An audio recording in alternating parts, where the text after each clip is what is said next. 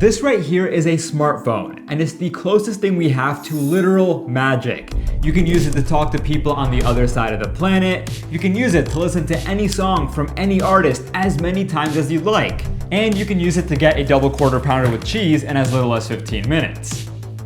That's pretty good actually. But see, students in the 90s didn't have this luxury. Instead of this magical box, they had to rely on these things. A pager, a CD player, floppy disks. I guarantee that all of you watching this have never seen, let alone held one of these things. To be fair, I barely remember using one myself. So that's why we're gonna travel back in time and see what it was like to be a student in the 90s. My goal in this video is to complete a research project using only old tech. No fancy computers, no high-speed internet, and most importantly, no ChatGPT. Scary, I know. In this video, I'm gonna write a very simple essay. 1,000 words, MLA format. Shouldn't be too hard, right? Well, unfortunately, we're gonna be dealing with some of the slowest and bulkiest technology known to mankind. Now, school in the 90s and early 2000s was drastically different. Instead of smartboards, we had chalkboards. Instead of Hank Green on YouTube, we had Bill Nye on VHS. And instead of Chromebooks, we had the Gateway G6 350. This beast is the main reason I made this video. I grew up using computers like this. My dad insists that when I was only 3 years old, I was already able to click around and do things on the computer. And I never actually believed him until he showed me this picture. Look at this, that's baby Gohar right there. I guess it now makes sense why I loved computer science growing up. Now I want you to guess, how much do you think this computer cost upon its release? It has a whopping 64 megabytes, that's right, megabytes of RAM, and an 8 gigabyte hard drive. Let me throw up some options on the board. $250? Was it $500? Was it even $1,000? The answer is that this slow, bulky, inefficient piece of technology cost $2,000 upon its release. Well, enough yapping, let's start it up. It sounds like a freezer for some reason. I'm not sure if you guys can hear how loud it is. Come on, come on, come on. There we go, the gateway. Let's see what it says. Press F1 to run setup, press F10 to load default values and continue. Yeah, we'll do F10. As you can guess, these computers required a tremendous amount of patience to use. You'd have to wait a good few minutes for these things to turn on, and sometimes even longer. Come on. What just happened? Windows protection error. You need to restart your computer. Let's cut to when it's working. So here we have it, Windows 98 in all its archaic glory. Now see, I could do my work, or I could spend 15 minutes staring at the screensavers and waste the rest of my day. Or maybe I'll play with Microsoft Paint. And you know, I would surf the web only if getting onto the internet and loading up websites wasn't such a pain. This right here is dial-up, a painfully slow form of internet from the late 90s. But here, I want you to guess how slow the internet actually was. Just for reference, the average global download speed today is around 47 megabits per second, which allows most people to comfortably load websites and watch videos like this one. And hold up, give me 1 second. And in my studio right now, the download speed is 300 megabits per second. Okay, so these are your 4 options. Pause and take a moment to choose an answer. So if you said 10 megabits per second, you're wrong. If you said 5 megabits per second, you're also wrong. But if you said 1 megabit per second, you're correct, congrats! Just kidding, you're also wrong. The answer is less than 1 megabit per second. A lot less actually. The average download speed around this time was 0.056 megabits per second, or 56 kilobytes per second, which was the limit of dial-up tech. It would be impossible for you to stream this video in the late 90s. In fact, it would be impossible for you to do pretty much anything you do on the computer today. Okay, so I doubt any website is gonna load with this internet speed. But let's start our project by heading to Wikipedia. Oh yeah, Wikipedia doesn't exist. And you know what else didn't exist during the 90s? Almost every single website you know and love today.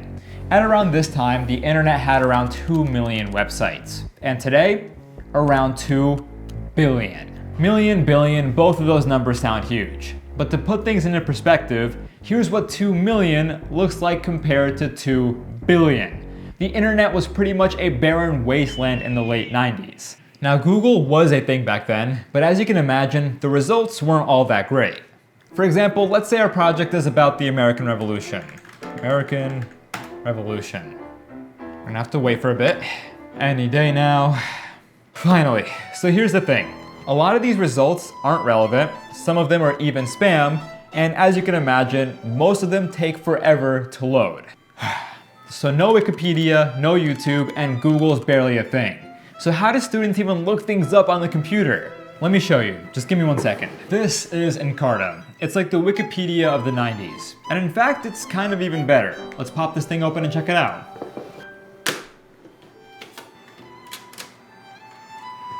All right, so first we're gonna have to go ahead and install this.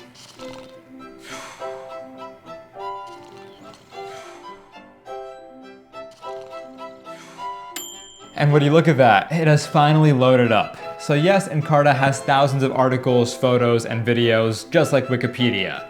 But it also has a bunch of interactive features, like timelines, maps, and even virtual tours.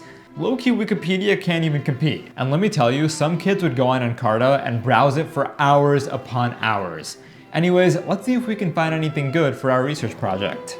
All right, so let's go ahead and start off with encyclopedia articles. Lots of Alexanders, Alexander Graham Bell, Alexander Hamilton. Alexander Hamilton, low-key, might be relevant. Let's go ahead and click on that first. And look at this. So we have a picture of Mr. Hamilton himself, and then a very long description. But let's see, oh look at this, revolutionary involvement. So right off the bat, we already found some material for our project. This is actually so cool, like the UX is very interesting. Now, I was having a lot of fun scrolling through Encarta, but then I came across this weird feature called Mind Maze, and it was very, very weird. What in the world is this? Okay, so we have a maze that we can walk through now. Let me go through this door. What? Whoa, what did I just walk into? What are they doing to my guy here? Oh, never mind me, I'm not a criminal, just an ordinary guy who likes to sit in the stocks now and then. Okay, let's leave, sorry. We have a quiz now?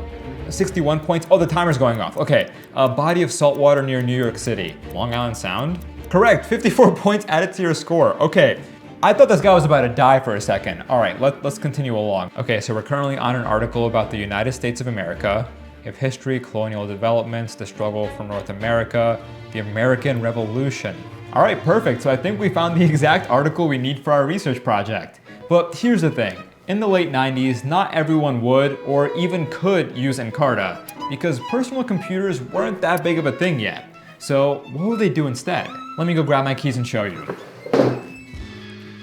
Wait, is that what I think it is? It's the brand new LG Gram Pro. As fun as it is to use tech from the 90s, I partner with LG to give you a glimpse of what it's like to study in 2025. Though it feels like this laptop is from 2030. With a 17-inch 144Hz display and an NVIDIA RTX 5050, this thing is an absolute beast. Yet it somehow only weighs a little over 3 pounds. This textbook right here feels heavier. The Gram Pro hits that sweet spot between portability and power. You can use it for studying, editing, and even gaming, unlike my old PC which would probably struggle to run Minesweeper. But the Gram Pro isn't just fast, it's smart. It comes with hybrid AI, which means it combines on-device AI with cloud AI to make your work easier. For example, there's a tool called Time Travel that lets you pull up earlier versions of your work. And with Gramlink 2.0, you can instantly sync files across your devices without having to email yourself like it's 2004. Oh, and the best part? 27 hours of video playback on a single charge. The Gram Pro is light, fast, and fixes just about everything I've been struggling with in this video. Check it out at the link in my description. But for now, we gotta go back to the 90s.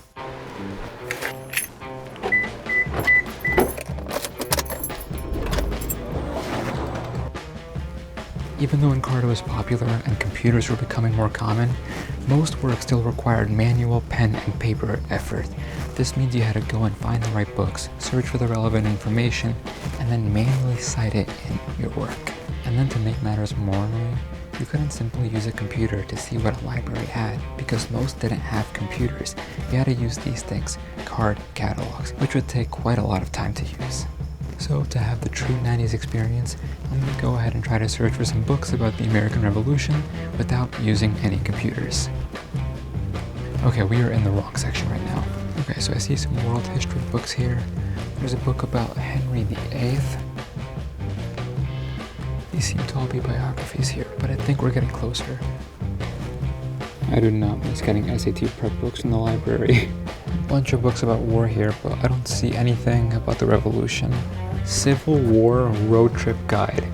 What in the world is this?